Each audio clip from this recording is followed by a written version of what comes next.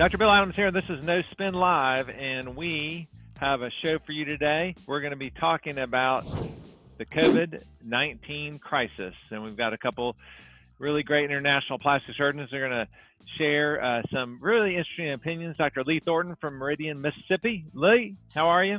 Great, Bill. How are you? Excellent. And last but not least, Dr. Jason Pozner from Boca, Raton, Florida. JP, Sanibel Island. Sanibel Island t-shirt because I am home doing nothing, twiddling my thumbs. All right, watch out. Don't hurt yourself. So, Lee, real interesting. We were talking earlier, and I know that there's been a lot of changes for people across the world, certainly in the United States. Most people are home at their shelter-in-place orders, not doing a whole lot. Most surgeons, as we are really not doing what we typically do because elective cases aren't being done. But you and your center and practice has really been helping your community, doing some really interesting things, offloading your hospital. So tell us a little bit about that. Well, yeah, a couple of things. We still maintain and do a good bit of cancer surgery. So the cancers that can't wait, whether they're melanomas or reconstructions of other cancers that, have to be done. Of course, we're continuing to do that. And that's one thing a lot of people don't think about is plastic surgeons doing. I'm sure there are plenty of plastic surgeons in the larger cities that are still doing a lot of trauma work. So they're still out there, some on the front lines, alongside the people that are seeing the COVID patients. One thing that we've done is reach out to the hospitals and tell them, since we have a clinic that's off-site and a surgical center that's off-site, if they have patients that screen COVID negative, but they have injuries or issues that we can deal with, whether it's an older person that has a fall and has a laceration that is complex, or a hand injury, or kids with cuts and minor burns and so forth, we're allowing them to send them to the office where we can see and evaluate.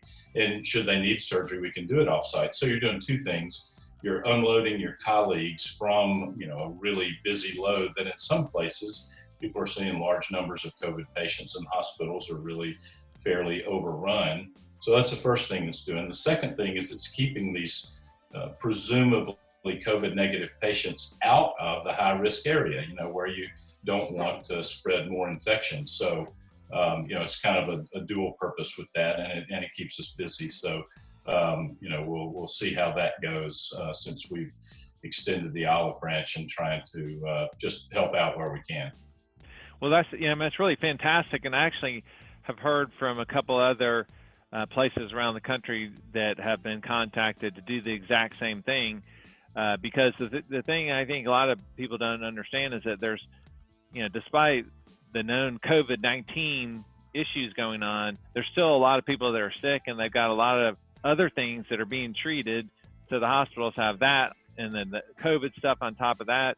And then there's still people coming in that are having problems, or they've got skin cancers. As you say, some of these skin cancers are really emergent because they're, if they aren't removed properly, then their chance of spreading is higher. So it's really a great service that you're providing. And I'm glad that that you and your community and hospital have been able to work out that type of agreement.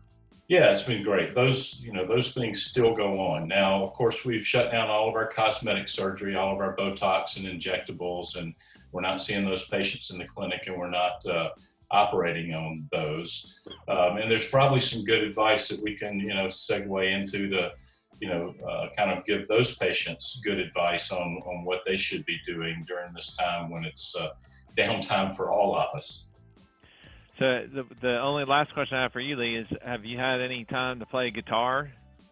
So, Locke, my 14-year-old, now 14, just 14, has a guitar in his hand all day long. And since he's online school, he's playing guitar all during school, all day long. So he's in heaven. And yeah, since I'm at home more, he's been really hitting me up to, hey, Dad, play this rhythm so I can play lead to it. So yeah, I am. I'm getting to play a little bit more guitar. And that part's been nice, yeah. Yeah, pretty soon you're going to be asking him to give you some lessons. So. He surpassed me about a year ago. Yeah, listening to something coming from the back porch outside, and I thought, that's a really, really cool song. What is that? And when I walked outside and opened the door, I realized it was him, and it wasn't, something he was listening to on YouTube or something. And yeah, it hit me right then. Okay, I'm done. He's passed me. Yeah, he's really good. That's awesome. Hey, well, Jason, so, one thing that we were discussing right before we came on is just a lot of people are sitting around, they're bored to death. I mean, what should people do? Especially like Lee referred to, he just was alluding to, people still have these thoughts about, well, things they might want to do, plastic surgery. So what do you recommend? I think that most plastic surgeons that I know are pretty type A personalities. We are very driven, at least at the level where we give lectures and things. We're used to nonstop life. So I'm like going crazy. So the one thing I can tell you is I'm hitting my Peloton pretty much every day. We talked about, I did a pro cyclist ride with Christian Vandervelde today. He kicked my butt. I mean, I'm like, my legs are smoked. I gotta maybe work out tomorrow afternoon. I need a little bit of recovery time, but that dude smoked me today. And I came in the middle of the pack. So that's what I've been doing pretty much every morning. I'm lost a little more weight. I'm just staying in shape. So I think the first thing for anyone listening to this is keep exercising, whether you're going outside and walking or running or something in your house. You know what? Look, if you get fat, it's good for us. We could do more lipo, but hopefully that's not my recommendation. My recommendation is stay home and get in shape. This is not the excuses. And I hear every excuse. Well, I got to apply for the loan and I have to change my kitty litter. I mean, oh my God, I'm tired of excuses. Get your ass out of bed, put on some gym clothes and do some exercise. So that's the first thing. The other thing is, if you're considering cosmetic surgery, whether it is the lipo from the fat you gained during this quarantine, or you want your breasts done, or you want a facelift, I don't care how old you are, everyone I know is pretty much internet savvy these days. This is the time to do your homework. What are we doing? We're looking at stuff online. I looked at guns. I looked at new routers for my house, and I know a lot about plastic surgery, so I'm on the writing side. We finished 2 papers this week. But, I think that for the patient at home considering some surgery, this is the time to do your homework. Start with the major sites like ASAPS and ASPS, Plastic Surgery Channel. Watch our videos. We have a lot of information to say about this. Go on Real Self and look at some of the questions. Look for a board certified plastic surgeon, not your, mechanic who decides that he wants to do lipo this week. But do your homework. This is the time to really do your homework. You have plenty of time. So if you're considering breast implants, there's a lot of really well-established people out there like Dr. Adams, who are leaders in the field, who've written extensively, who do excellent work. It's like now is the time not to jump into the guy who graduated last year who has done 3 breast dogs. Do your homework and find the credible doctors who are members of our society. And there's a lot of people all throughout the country, from California to New York and Florida and Texas and Meridian, Mississippi, who do wonderful work. So look for some people who have a good handle on it. And I'm definitely not the surgeon I was 20 years ago. I definitely learned a few tricks along the way. I do most revisions these days. But and Bill, why don't you comment on this too? Do your homework. I hate to hear I went to this cheapo place and now I'm messed up and I have to pay triple to fix the problem that could have been solved in a simple 1-hour operation. Yeah, no doubt. It's like you just need a little bit of time, and people got that. Do your homework, find the expert that is really, really well trained, properly trained, expert in the area that you want to do, and you'll do great with that. Lee, are you doing any kind of virtual consults with patients that are inquiring with you now? What are you doing with that? We will likely start that next week, and we're having more and more requests for that. I'm getting requests through unusual channels like Facebook Messenger and things like that. But, I totally agree with Jason. This one thing that I've said for many years is people will research the purchase of their next car more than they will the credentials of their plastic surgeon. And now's a really good time to learn, like Jason's talking about, and go to the credible sites. American Society of Plastic Surgery, American Society of Aesthetic Plastic Surgery.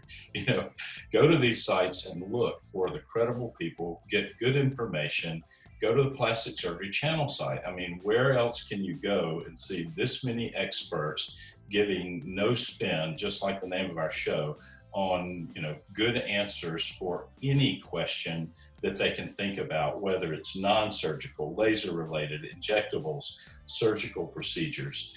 And it's a good time to spend some time learning about that, because the truth is, the better educated our patient is in a good way, the easier it is for us and the easier for us to deliver what they're looking for. So Lee, your jacket that you're wearing now, I'm wearing my t-shirt, you're wearing your jacket in the office. That's the American Society for Aesthetic Plastic Surgery. And Bill is going to be the incoming president. Bill is the president of that society, next year. And to join that society, you need to do a certain number of cases and be accepted. They don't take people who dabble in cosmetic surgery. The people who are members of this society, and let Bill comment on this again as he's the incoming president, these people do a lot of cosmetic surgery, and obviously we're all members. So Bill, comment on the Aesthetic Society, ASAPS. Yeah, I mean, the Aesthetic Society is the largest aesthetic professional organization in the world, and so there's, as Jason said, that it's people that have a special expertise, really concentrate on that, and it's just, it's an easy way for patients to vet.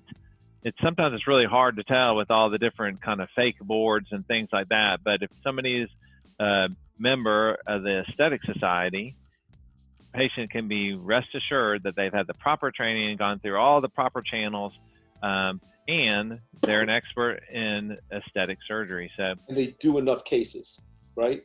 Yep. You've done the cases, and again, you want to do your homework and make sure you connect with your physician. But that's a good start for people. All right, well, listen, great stuff, guys. Hang in there, and we'll talk to you soon. And if you want to see more of this, you can see it on the plasticsurgerychannel.com.